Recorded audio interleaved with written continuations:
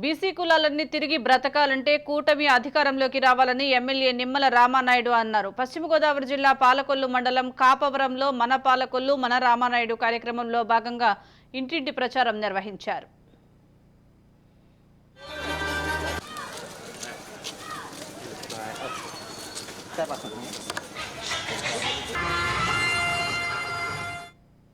మన రామానాయుడు ఇంటింటికి పాదయాత్రలో కాపవరం గ్రామం అంగ రామ్మోహన్ రావు గారి సారథ్యంలో తిరుగుతూ ఉన్నప్పుడు ఏ ఇంటికి వెళ్ళినా కూడా బీసీల నుంచి రేపు తెలుగుదేశం పార్టీ రావాలి, మళ్ళీ బీసీలు బ్రతకాలి అని మాట ప్రతి ఇంటి నుంచి కూడా వినిపిస్తుంది.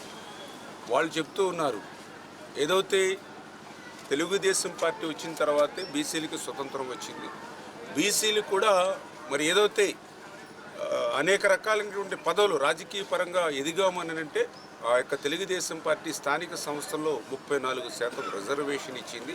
కానీ జగన్మోహన్ రెడ్డి వచ్చి ఆ 34% రిజర్వేషన్ని 24%కి తగ్గించేయడంతో 16,000 పోస్టులు మొన్న జడ్పీటీసీలు, ఎంపీటీసీలు, మున్సిపల్ చైర్మన్లు ఇట్లాంటి పోస్టుల్లో మేమందరం కూడా నష్టపోయినటువంటి పరిస్థితి. అదేవిధంగా ఈ జగన్మోహన్ రెడ్డి వచ్చిన తర్వాత బీసీ ఆదరణ రద్దు చేసేశాడు.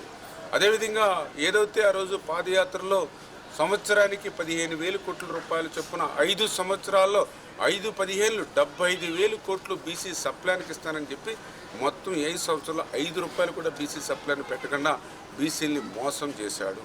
మన పాలకులు మన రామ